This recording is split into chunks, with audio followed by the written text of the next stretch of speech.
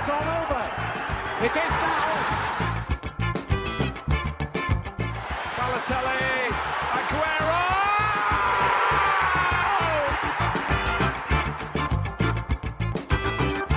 Here's Hulk! Didi! Welcome to the Matchmaker Podcast. This is our podcast where we ask guests to create their dream match. The rules are simple. We get them to choose a venue, a coach to manage their side, and 11 players to make up their team. We then pit this team against one of history's greatest sides, which is randomly drawn. They will then be asked a series of questions relating to the side they're playing against. And each question they get right is a goal for their team, whereas each question they get wrong is a goal for their opponents. Will their dream team be victorious? Stay tuned to find out. Hope you enjoy.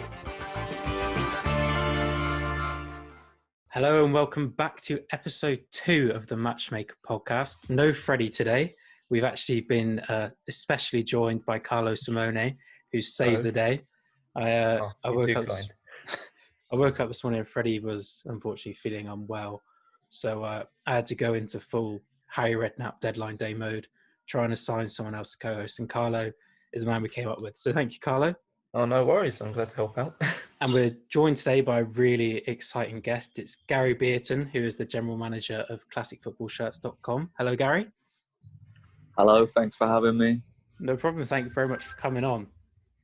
So do you mind if we talk a little bit about classicfootballshirts.com? Absolutely, yeah. So am I right in thinking that your brother sort of came up with the idea because of a fancy dress party? Yeah, there's like a few different tales of how it all kind of came together, really. I think like at the time when him and his friend Matt set up the business, there was like, I don't know, I think they were both kind of selling football shirts on eBay whilst being poor students, just trying to get by. But I think that one of them shirts was this Paul Gascoigne fancy dress story. So yeah, it seems like the most kind of glamorized tale out of all of them. Yeah. So how did you end up getting involved? Obviously it's your brother and Matt, Doug and Matt. How did they get you involved in the business? When did that come about? I mean, I was always like a big fan of football shirts myself growing up. Me and Doug, pretty close, loved football, loved everything about that side of football culture. And I think as soon as they started it and I'd go and visit them whilst I was still in a dingy house in Manchester, just kind of roped me in straight away, really. Cheap labour, I guess, as well was an advantage for them. But no, I think as soon as somebody, well, as soon as something like that is close to you, I just think it's an irresistible opportunity, really, to like want to get involved in it. So yeah, I mean, I'd say worked hard at exams, went to university, but I think in the back of my head, I was always going to take that on full time at some point. Yeah, I kind of think that's sort of a dream job for any football fan, really, isn't it? To get involved in some aspect of the sport as a job. 100%, yeah. I mean, I'd say it was just everything else just kind of paled into insignificance, really. And I think, like, yeah, as soon as the business started to go well and realised that it was something that was sustainable, yeah, I mean, it's just, you roped in. Once you've seen a room full of football shirts and that can be like your 9 to 5, I think, yeah, there's not really any other options out there. Yeah. Am I right in saying that the business and I think collecting football shirts in general is probably the highest it's ever been, like the interest in it? Yeah, I mean, it's absolutely crazy now to look back on them early days and sort of speculating at that time whether people would be interested in this as a thing.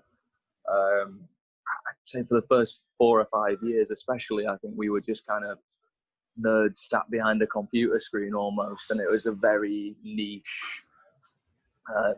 interest. But I think as the years have ticked by and the football shirt designs have sort of become a little bit more generic, and maybe people have lost that, like, I think people have maybe lost that same kind of passion for going out and buying this season's shirt. They want to look and get something else. I think it's become a lot more mainstream, but I think it's the same with everything, isn't it? Like, football is a nostalgia business ultimately.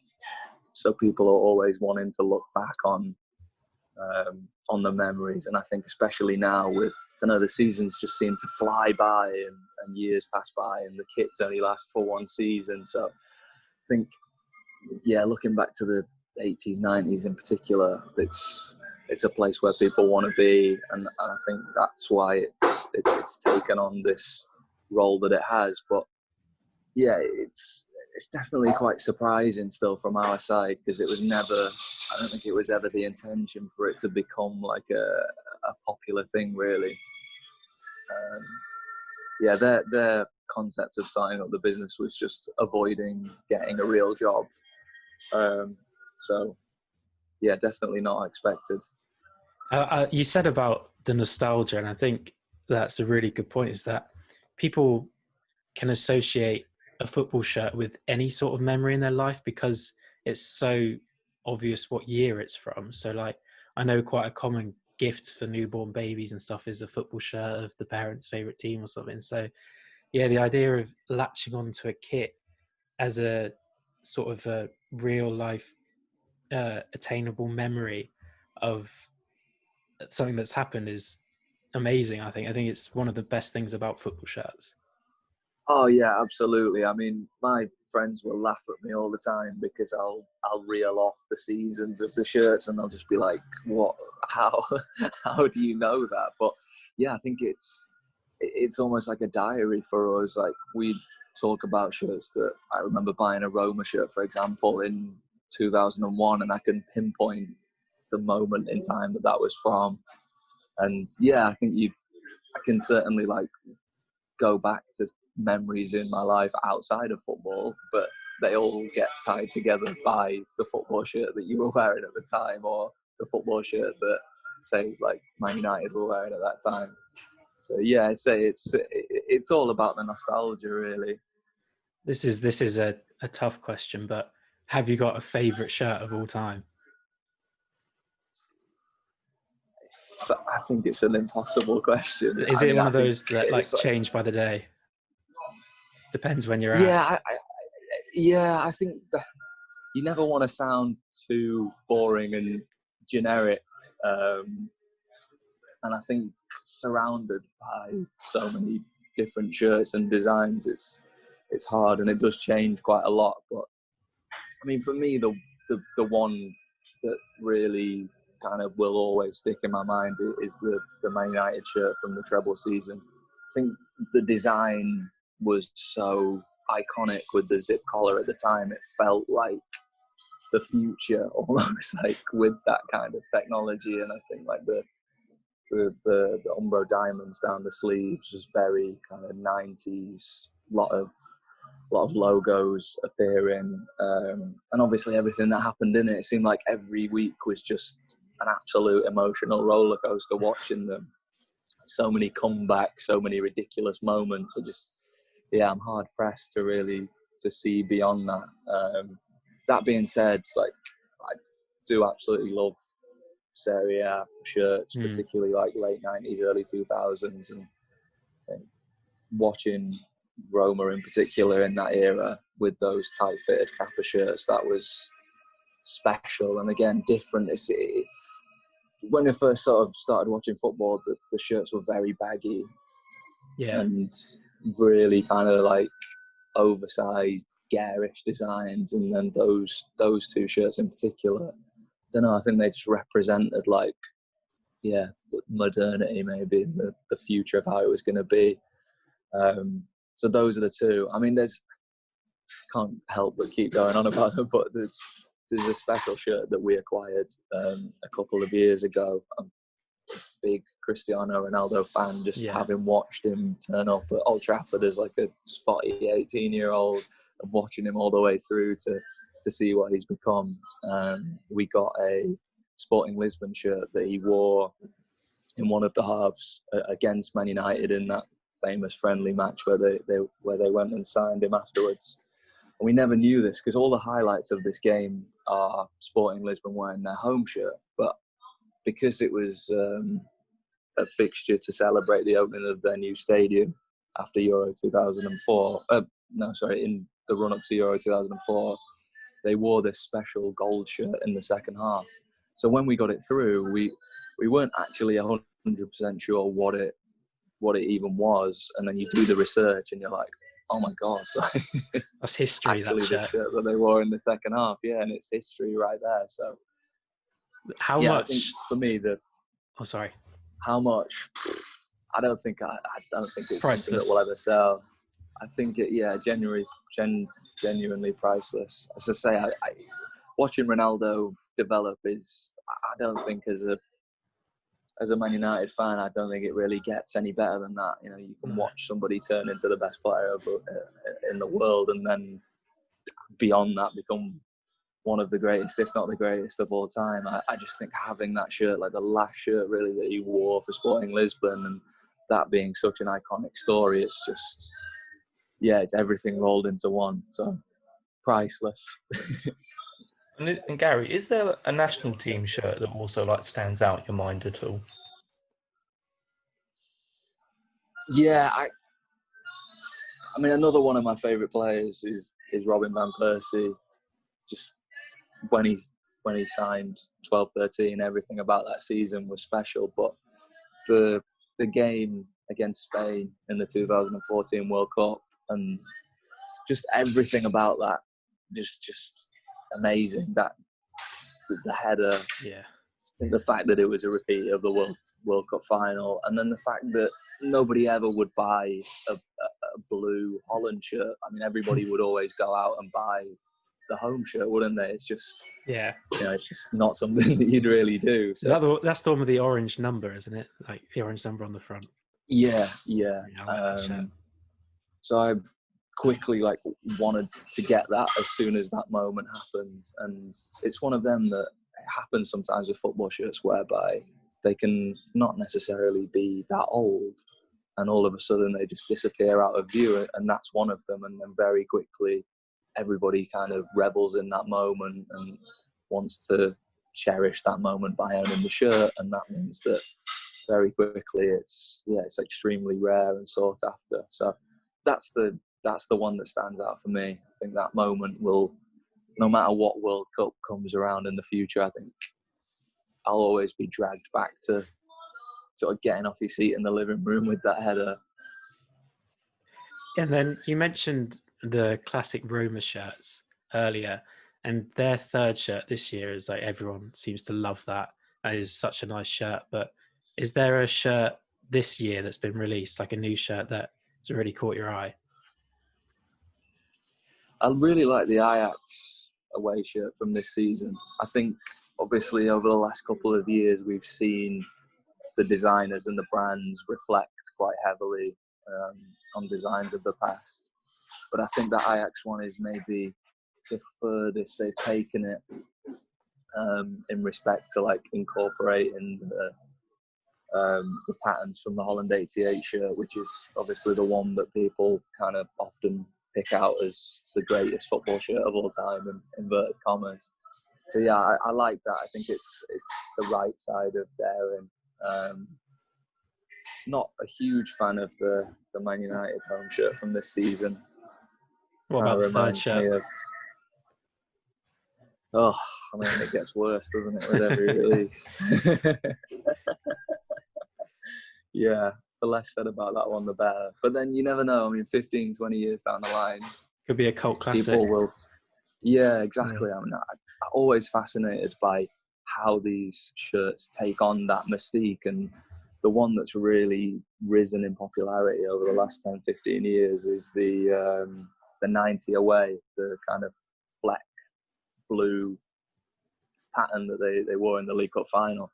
And they actually lost the league title at Anfield wearing that shirt. So I guess at the time you'd have never imagined that 20 years later it becomes this huge sought after piece of Man United history. but they take on a life of their own, and sometimes it doesn't make sense, but that's the fun bit. I guess it doesn't have to make sense. The design can take away the painful memories. Yeah. I saw in a YouTube video that you guys had brought out about, I think, wasn't one of the first orders was from Darren Fletcher, and then I was that got me thinking, is he your most famous client, or is there someone that you've just got an order from and you're like, wow? There's a couple that have been, you kind of have to pinch yourself. A couple of years ago, somebody that represented Thierry Henry got in touch, and he was wanting to get some shirts back from his career.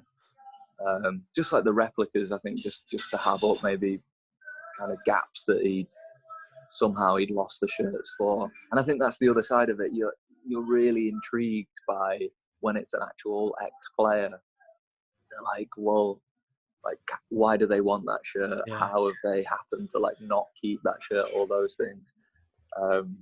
Henry's pretty special. Yeah, I think that'd be the one. But I mean, it's Juan Mata as well. Like he's been round before, and we took a lot of shots of him in old Man United kits, and he's really passionate about it. Say face to face, just like speaking to somebody like that and seeing that, you know, through everything, having a career as a professional footballer, living all that out, there's still that kind of childlike passion for the kits, and there's still that appreciation for how kits have played a part in like just developing that love of football. So that was pretty unique as well. And yeah, they're pinch yourself moments when that happens. Yeah, definitely. Juan Mata comes across as one of the nicest people in football as well.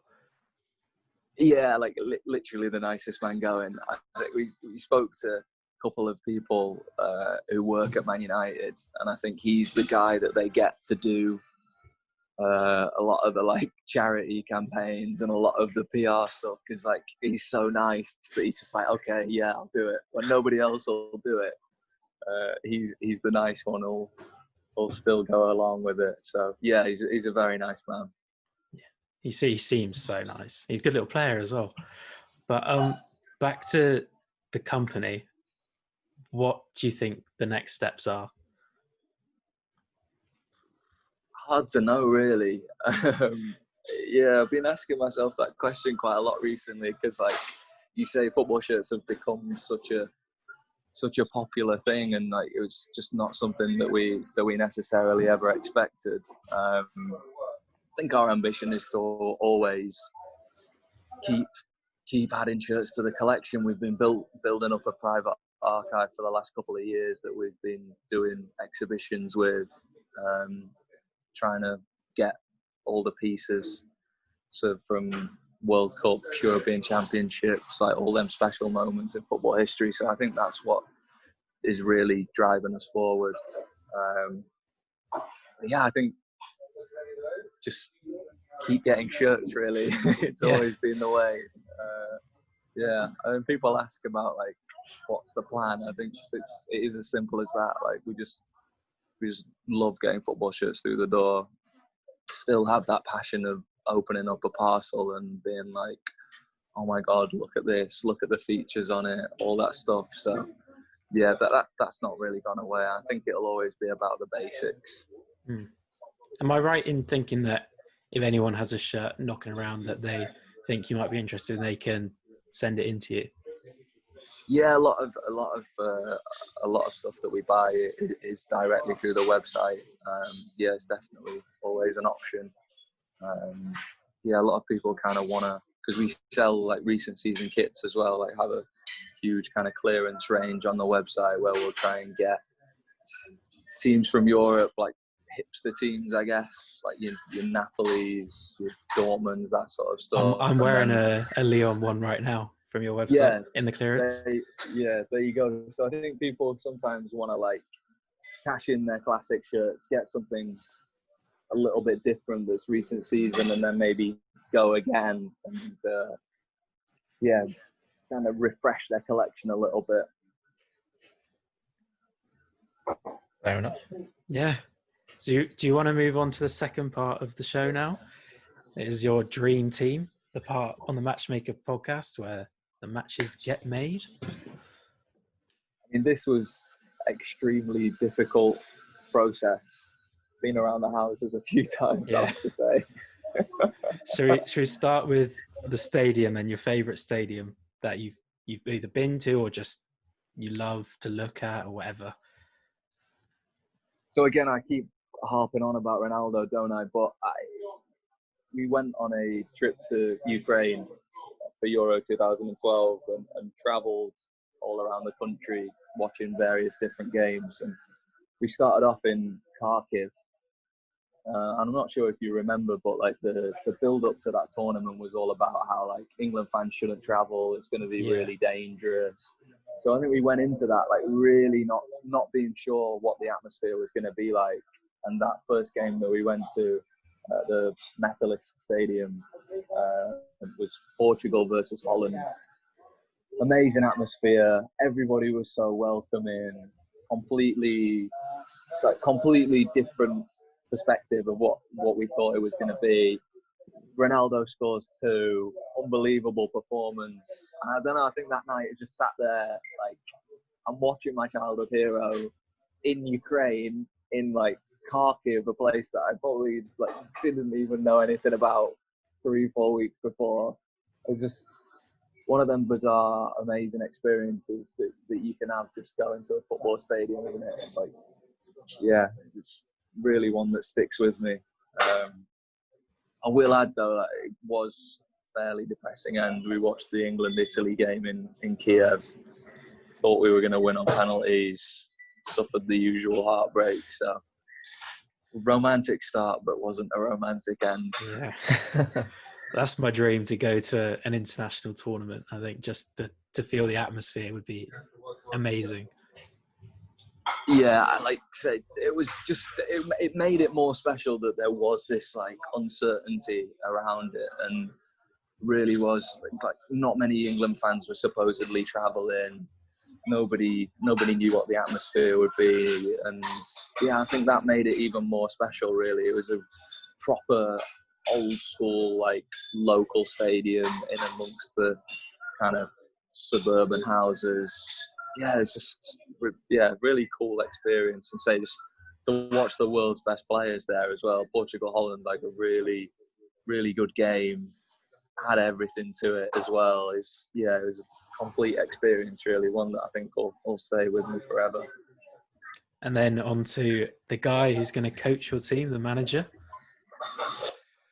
I mean, it's really, really generic, but I think I've got to go Ferguson. I just think, having been through the last 6-7 years without him, I think it's added to the aura and the mystique, and just kind of put everything into perspective, really, about how effective he was as just a serial winner, but just like that psychological ownership over the rest of the league. I just think Ferguson had everything. The admiration for him is just like endless.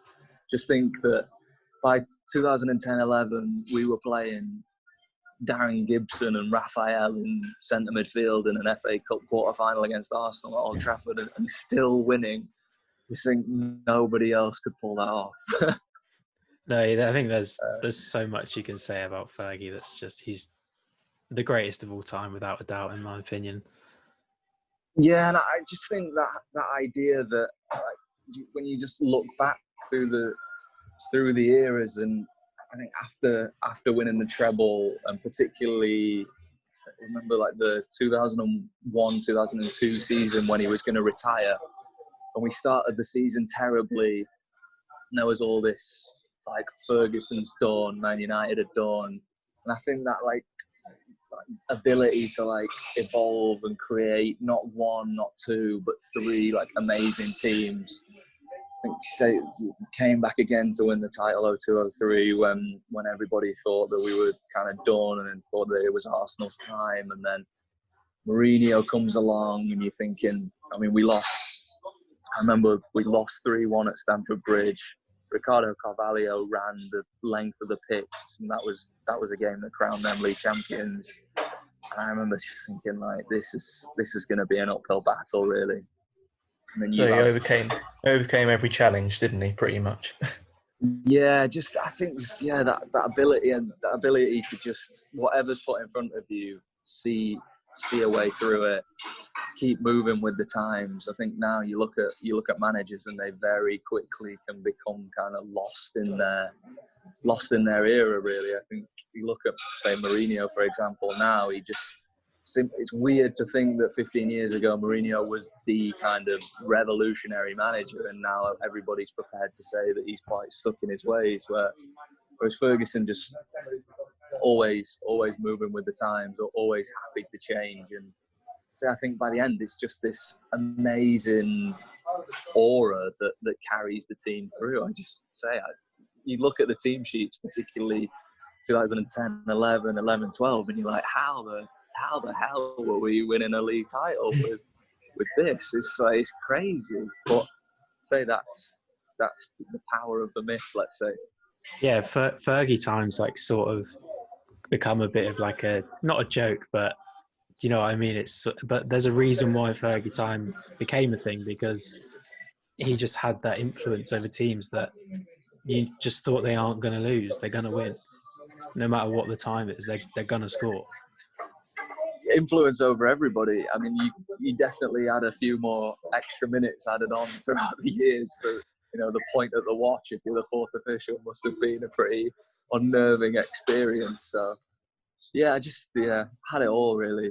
Never going to happen again, is it? No, I don't think so. And then, what formation is Fergie going to play for your side? Well, it's a bit un-Ferguson-like, but I've gone with a classic 3-5-2 kind of wing backs. Conte, 16-17, Chelsea. I think it's the one recently that used it effectively, but I think it's very popular, like early 2000s. Played a lot of Champ Manager growing up. And Champ Manager 0102, that is the flawless system. So that's the one that sticks with me. The cheat code. Funny enough, that's what Ryan Lowe plays at Argyle. Is my team plays 3-5-2. It's good to watch. It's quite an attacking formation, really. I think it works. I think football is always, it's seemingly like modern football last 20 years is always about wing backs, isn't it? How you use the wing backs to great effect. I mean, it pains me to say it, but you look at Liverpool and I think you look at that success. Everybody might look at the forward line, but it's the wing backs, isn't it? It's the ability of Trent and Alexander-Arnold to be so free and flexible to do whatever he wants that nobody can handle it. That's kind of why I've gone for that. Okay, we'll start in goal then. Who's going to be between the sticks? Have to go Buffon. Just coolest man in existence. I think, say, growing up watching Football Italia, when he first started out at Parma, just the hair, the short sleeve goalkeeper shirt, the attitude, just had it all, really. So you look at his career, the longevity of it, it's just, I don't think anybody can complain about that, can they? Yeah, he's still going now, isn't he? It's not stopped. I think he's going to keep going until he gets that Champions League. And the Serie A record as well, isn't it? Doesn't he have a clause in his contract where he has to play or something, a certain amount of games? Is that the one? I wasn't aware of that. Dominic Stevenson, our guest last episode, he also chose Buffon. So there you go. He's a very respected keeper. I think when you have a thought process about all the keepers, and I think eventually you just always fall back at Buffon. Is Van der Sar not an option as well? He could, after doing so well at United all those years. It was up there, yeah. He was definitely in the mix.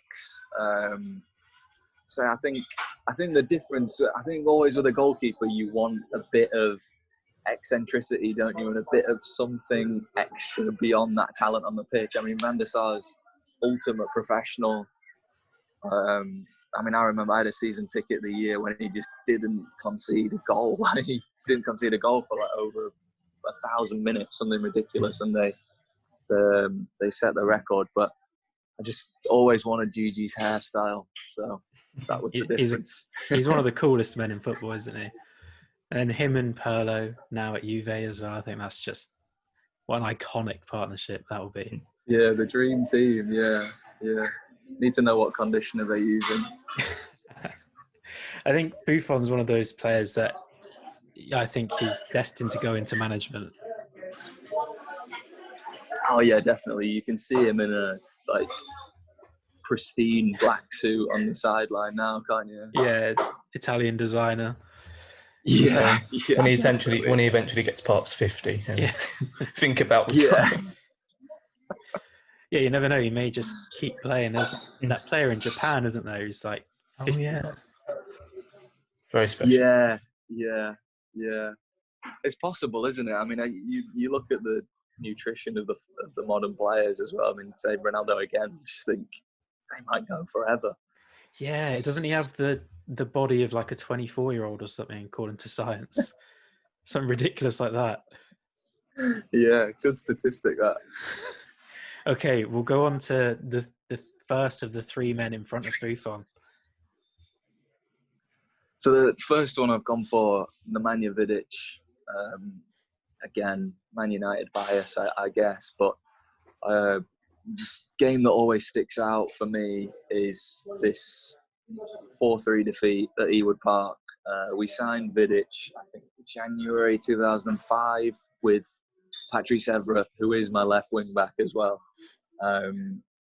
Both at that point fairly unheard of. I think we paid less than 7 million for both of them individually, and they were awful that night. We got ripped apart by David Bentley, and I was just thinking, geez, that's not going to go well for him.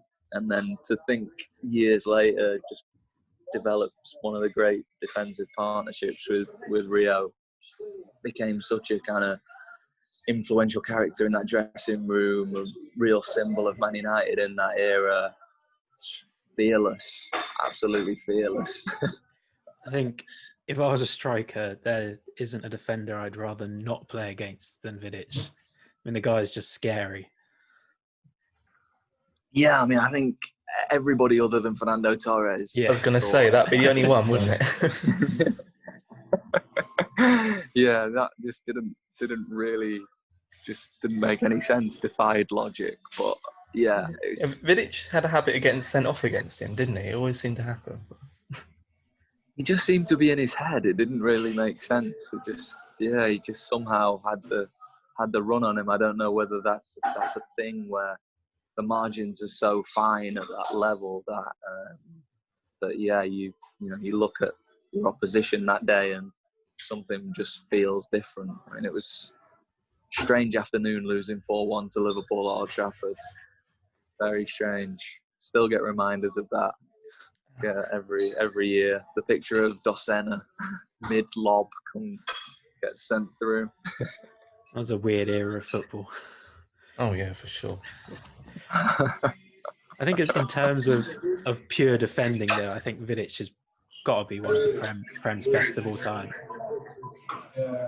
Oh yeah, definitely. I think I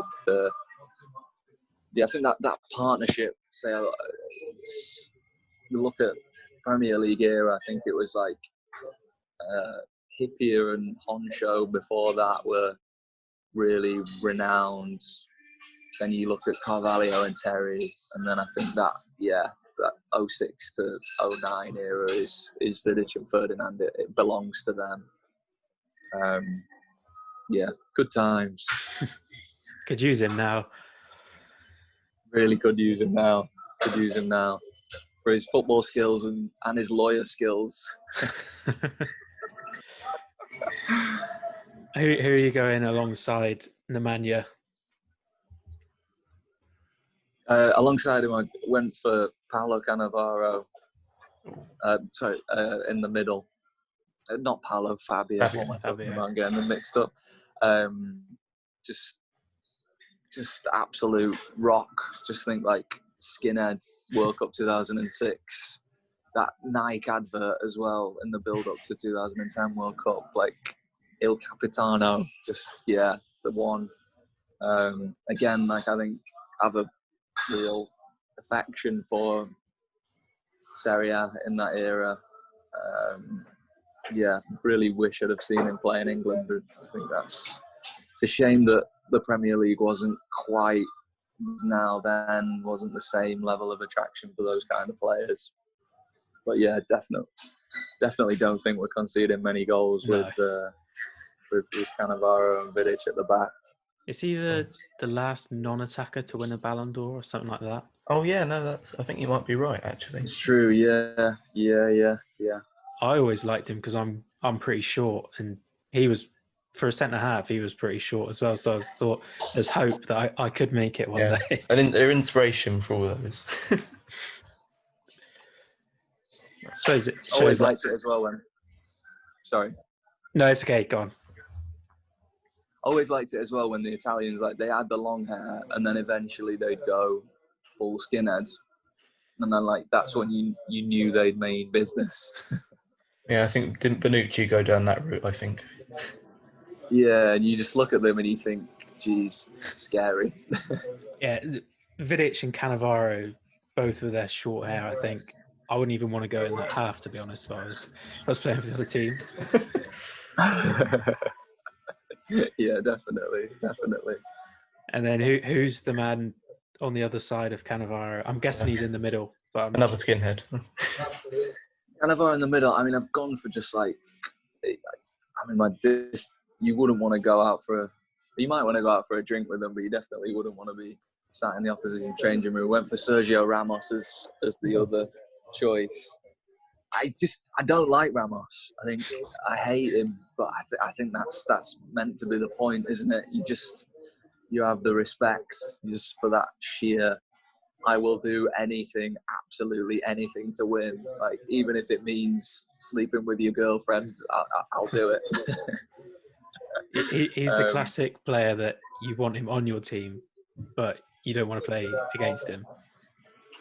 Oh yeah, 100%. I think a few years ago he'd used Man United as like a little transfer story to get himself a new contract.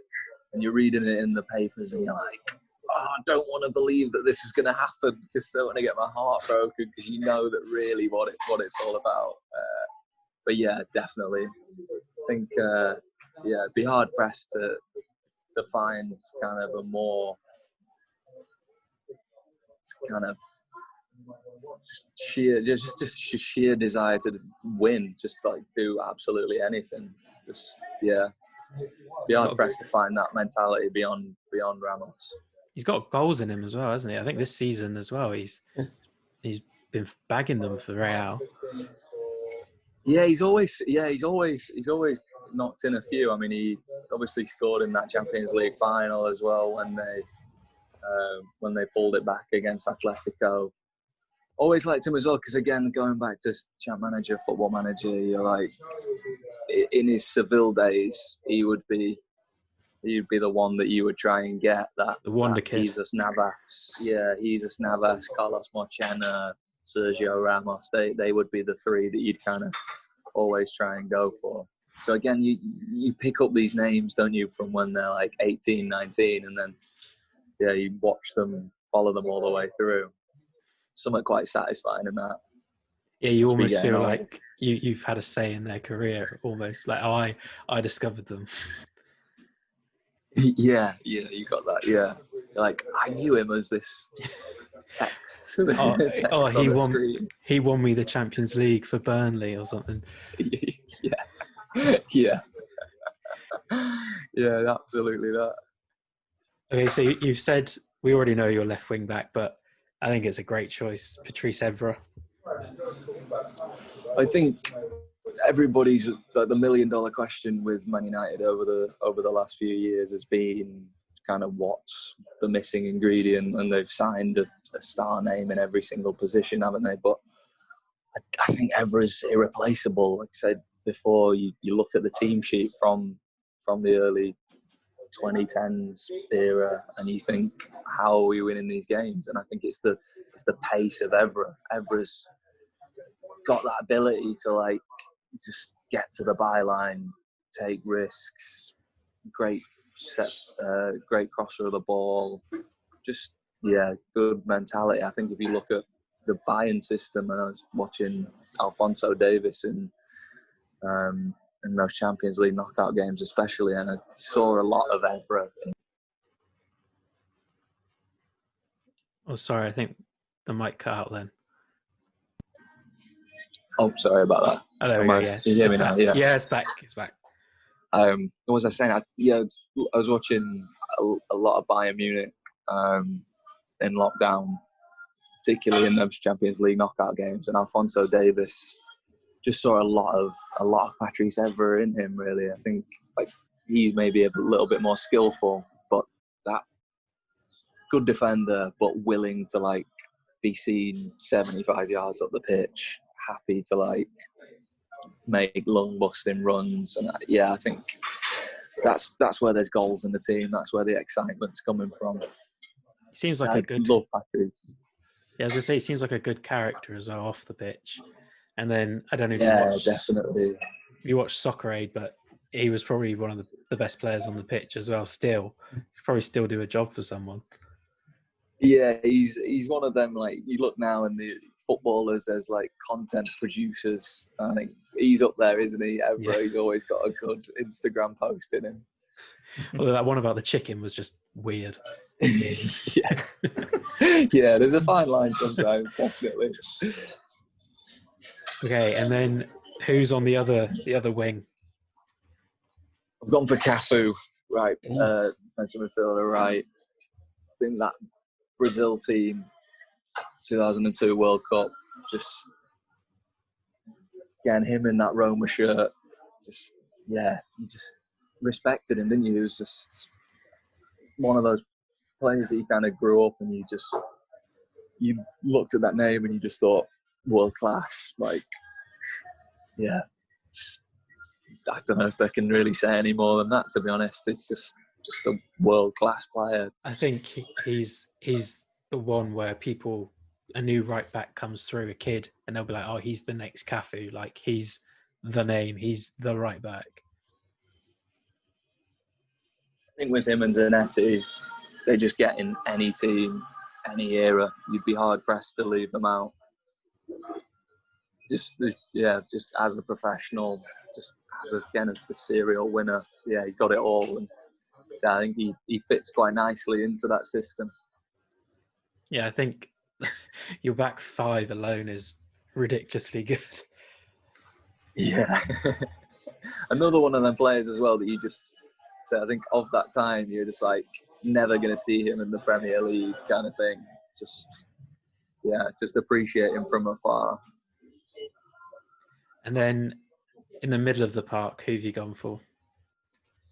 This was where I struggled a lot because I wanted to put together a team that would be realistic, but then it's hard to not indulge yourself. I've gone with Christian Eriksen first. There was one Champions League game when he was at Ajax. They played Man City at the Etihad.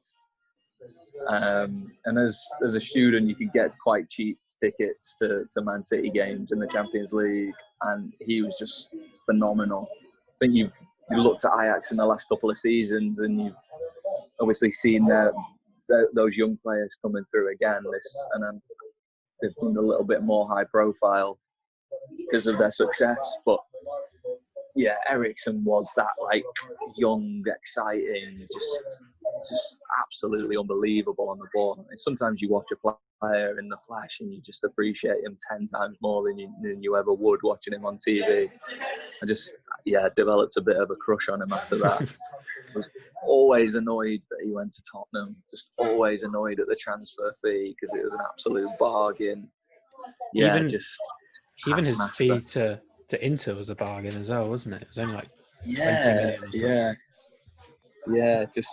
yeah. I think his assists, just the assist king, isn't he? In the Premier League, he's ridiculous numbers. And again, like just one of them. You always have them players, don't you, that don't play for your club, or you just have no real reason to necessarily like them per se, but you just, for one reason or another, you just end up having a little bit of a soft spot for them. And I think, in the kind of modern era, he's that one for me. Yeah, that's a solid choice. What I like about him as well is that he's good with both feet. I think that's more rare than it should be for pros. But yeah, I think he's just as good with his left.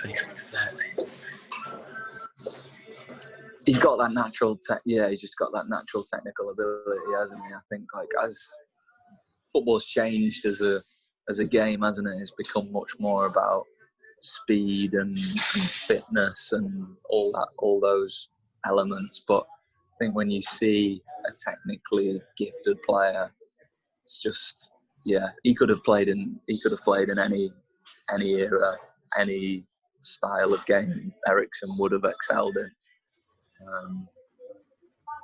He's a bit of an old school. He's an old school style player as well. I think there's a lot to be said for that. Them modern players that you think could have done something back in the day.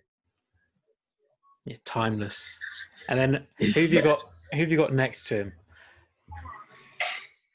So I've said about functionality, but I have just purely indulged and gone for Pirlo. I mean, why not, to be honest? Pretty much for the same reason. I mean, you just think, God, you just watch them all day. Just, everything. Just, unbelievable. His effortless control of the middle, isn't it? That's what he's got. Yeah, and you just on the park, you just want to be him, don't you? Just knocking it about. Again, the hair, the charisma, the coolness. I think when he signed for New York City FC, that was like, God, to be Pirlo walking around in New York, just spraying some passes around in like the slower pace of the MLS, must have been absolutely loving it. I think he's similar to Ferguson in a way, is that he had an aura about him as a player where I think that afforded him more time than other players because people thought he's Pirlo, like he's going to hurt us here. And there's nothing we could do about it. Yeah, he seemed like he always had a few more yards than anybody else to have a look up and a little bit more time around him. I mean, I read his autobiography a few years ago and always loved the story about how the day before the World Cup final and just sat and played on the PlayStation all day. Then I went out and won the World Cup, and you're like, yes, yeah. I want to be That's Pirlo. what it's all about. Yeah. I mean, that suits Cafu and Evra as well, the diags, making the overlapping runs. Yeah, I mean, there's balls being sprayed all over the place there. And then, are you having someone sitting in front of those two, or is it pretty much a flat three in the middle? No, I've gone. So somebody sitting in front.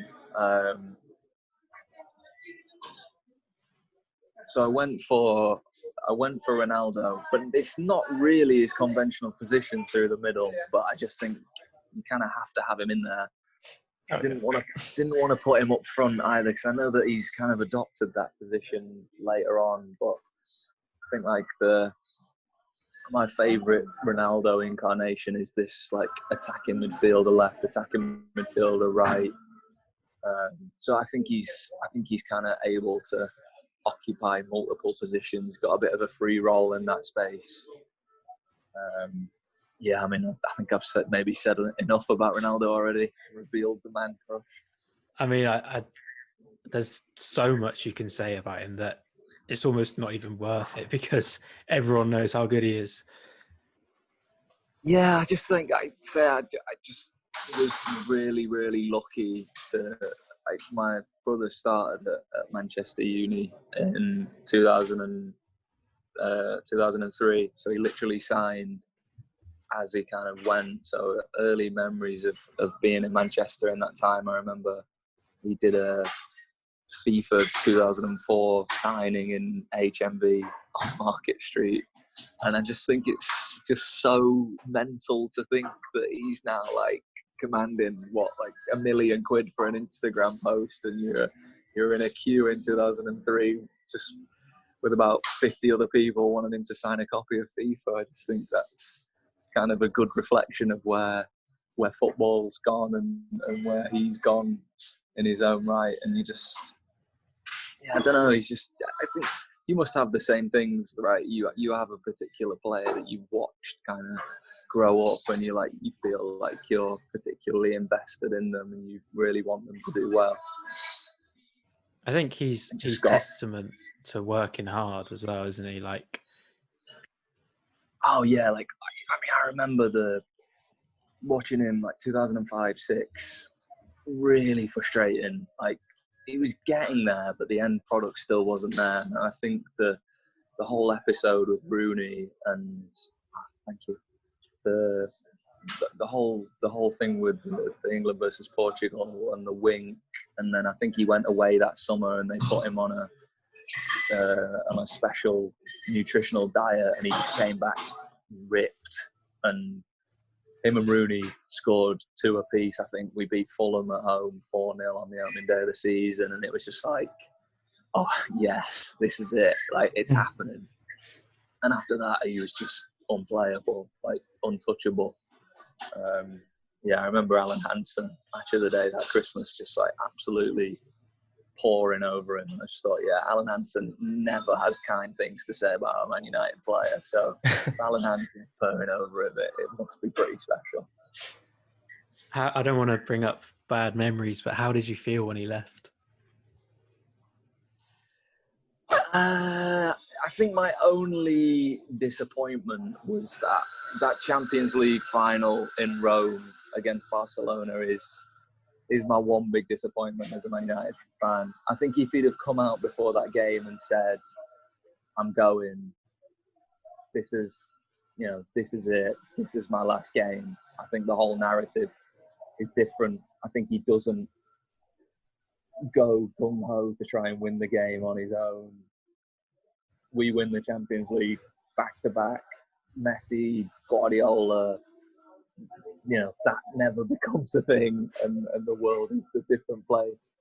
I think that was maybe my only thing about that. But I think he kind of knew that he was always going to want to go to Madrid. I think he just wanted to see him go on and rip it up, really. And it's really pleased for him that he did, and pleased that he managed to win the Champions Leagues and just get everything that the hard work that he put in deserved. I mean, it's just robotic, isn't it?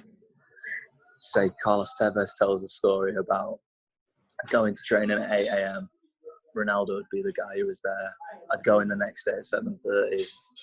Ronaldo would be there. Right, next day I'm going in at 7. He's like, Jesus, he's there. When does this guy start training? And that's what it's all about. He's made himself that specimen, hasn't he? He's the prime example of just like sheer hard work and determination to become just like superhuman almost.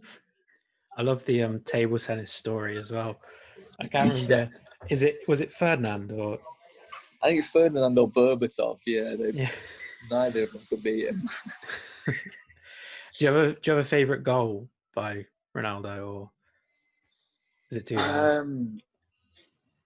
I think it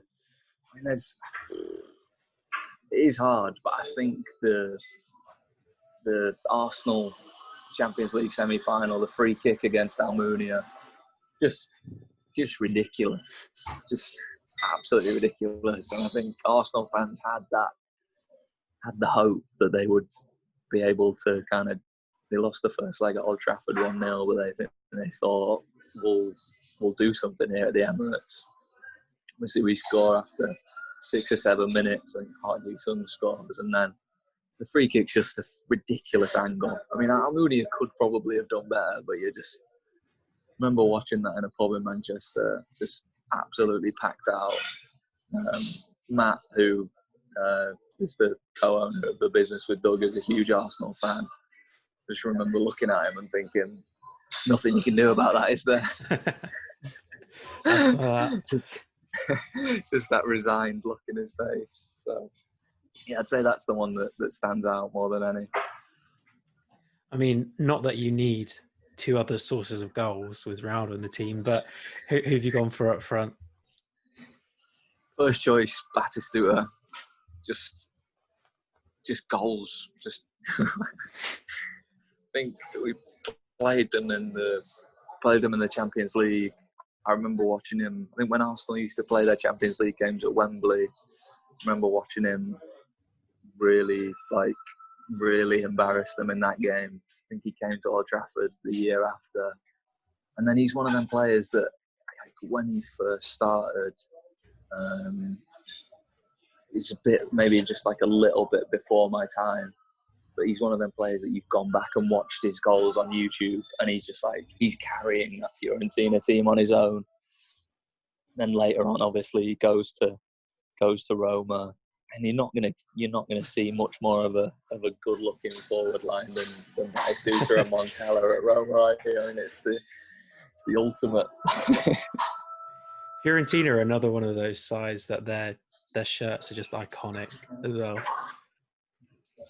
Yeah, like you can't Batistuta with the golden eye, to excuse the pun on them Nintendo shirts is the one, isn't it? I think if anybody even if you're not that familiar with Italian football of that day, I think everybody has seen at least a clip of him smashing one in. I mean, there's one that sticks in my mind. It's like an indirect free kick. It might even be at the San Siro, about 7 yards out. He just absolutely smashes it.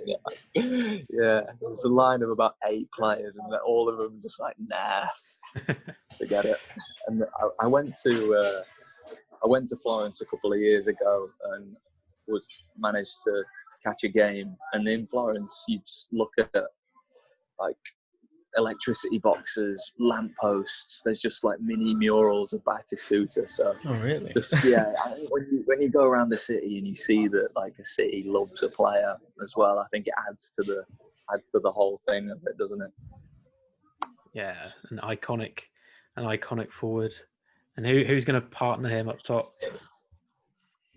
I mean, this was another one I'd really deliberated on, because just like obviously so many choices that you could go for, but I think in the end I've had to sort of stay quite close to home. I've gone with Ruud van Nistelrooy. Just again, just absolute lethal, just desire to score goals. I mean, I think early on when he first signed, he just only scored from like 10 yards out. Just always same finish, like low driven Beckham cross through the middle. Van Nistelrooy running in near post, smashes it in. I think that like got a poster that I had on my bedroom wall, and it's like a film, like a take off a film poster, and it's the man with the golden boot. And it's like, just absolutely love him. And I think again, he's one of them players that you really like him as a personality as well. I watched he did a talk at like Oxford University, I think, a few years ago. And he's like really, really engaging. And I think probably if you're a student sat in that room, you'd never even watched him play. But just somebody that had a lot to him. I mean, people say a lot about footballers not really having a personality off the pitch, but he definitely had something about him. I think as well with like the injury where we were gonna sign him, then he did. I remember like watching News Round or something, and there was that clip of him in training when he actually did the injury. They caught it on camera, and I remember being like, oh, that's a massive shame. Like, might never come back as the same player. Obviously, eventually joined us a year later, and it all kind of panned out. And I think if you had to take me to a particular place, like my fondest football memories, it's sat watching Van Nistelrooy, Man United, circa 02, 03. Just got everything, like the curtains as well, whole package. So if your team was a real team, I think you'd win every game about 10-0. But, I think so. It's got goals in it. Yeah, it's got for goals sure. in it, and it doesn't concede any either. But to see if your dream team wins our little format here, you're actually going to be playing against a team you said you've seen a lot of this season. You're going to be playing against the Bayern Munich team of this year. And to win the game, Carlo's going to ask you 10 questions. Each one you get right is a goal for your team, and each one you get wrong is a goal for Bayern. So Carlo, take it away. I say, regardless of any outcome, it's going to be a high-scoring one. So for the first question, it'll be a fairly recent match, Champions League quarter-final here. Bayern beat Barcelona 8-2 in what was an incredible game. But who scored for Barca? So for both goal scorers. That's a good question. Suarez got one? Okay. Yeah? Yeah.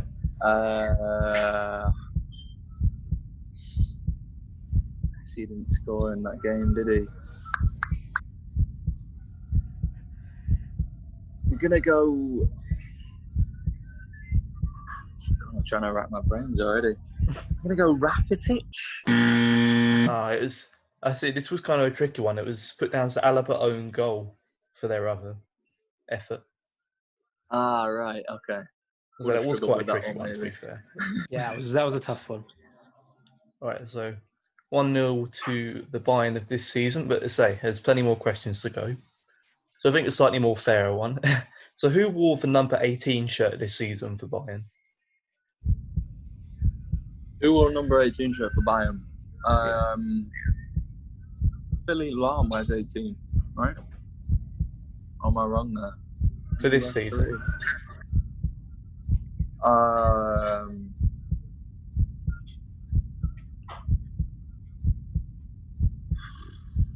can see the print on the back of the shirt.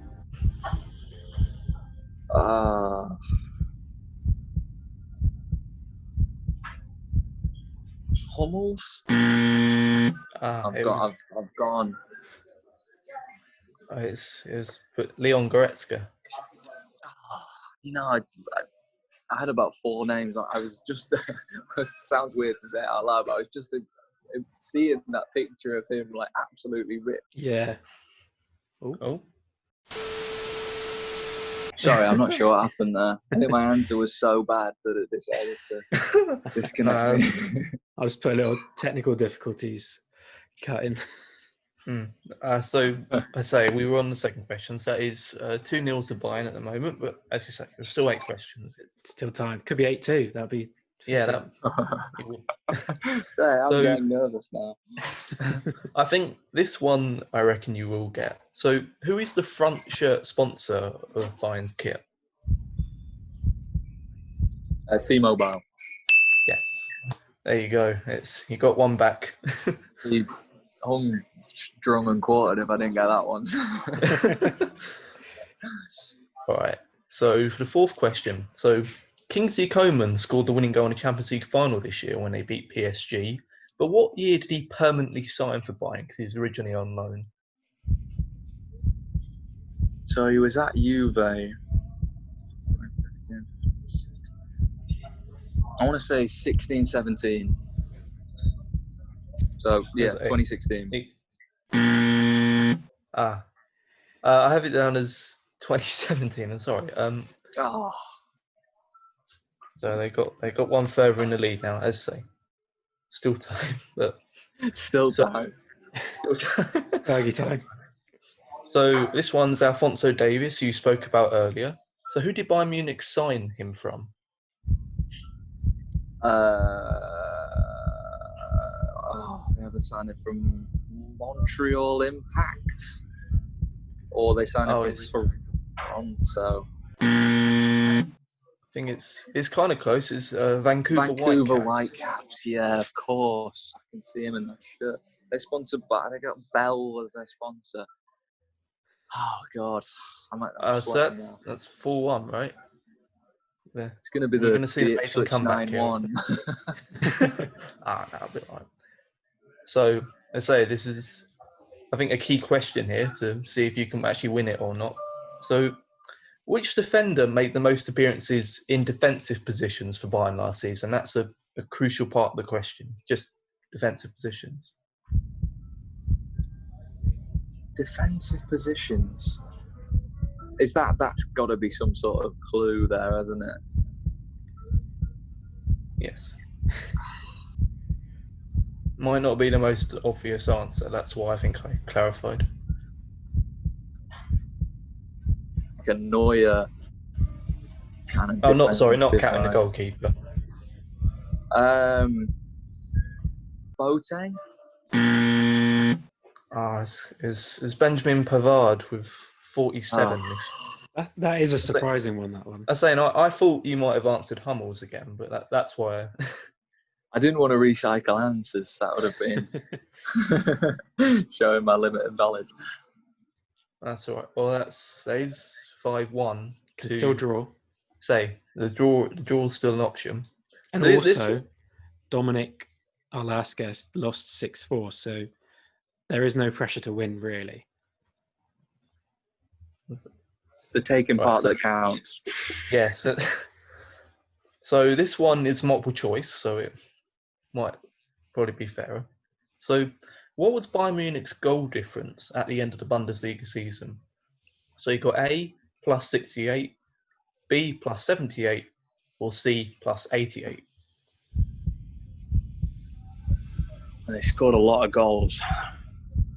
I'm just thinking Lewandowski alone got, 45? I'll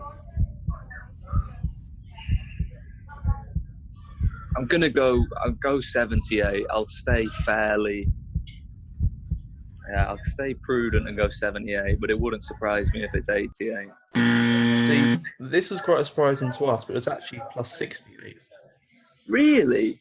I know, with the amount of high wins they got this season, I was genuinely quite surprised. But in fairness, they were quite poor before Christmas, weren't they? Oh, that is very true. They didn't turn it around until then. See, that's the problem with football. You're living in like a very short space of time, aren't you? And then you forget what's going on in these different parts of the season. Yeah, that's sad. I think the pandemic has helped my memory of that as well. Yeah, very true. Okay, so that is 6-1, but I think we can get it up to the other previous guy's score. Can't remember his name. It's embarrassing either way now, isn't it? I say some of these questions were quite difficult, but we were trying to make it a challenge, so it's how it goes. But this one, so Niko Kovac, he was sacked by Bayern earlier in the season, obviously because of that poor form we just mentioned. But who does he manage now? Oh, he's gone somewhere quite recently, hasn't he? Can we give a clue as to league before we answer? Yeah, I think so. He's in Ligue 1 at the moment. What was that? Sorry, the line went quite bad. Oh, he's currently managing in Ligue 1 in France. I think I'm saying that right. I should know this. I can see him on the touchline as well.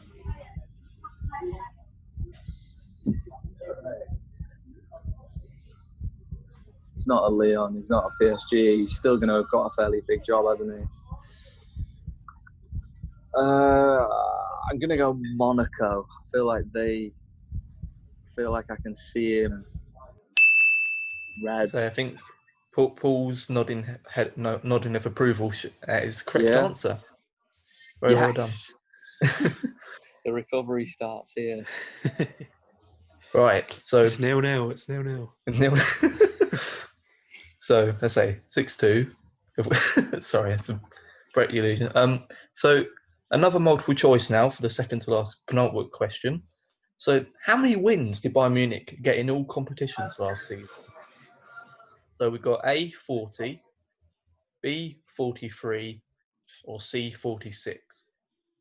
In all competitions.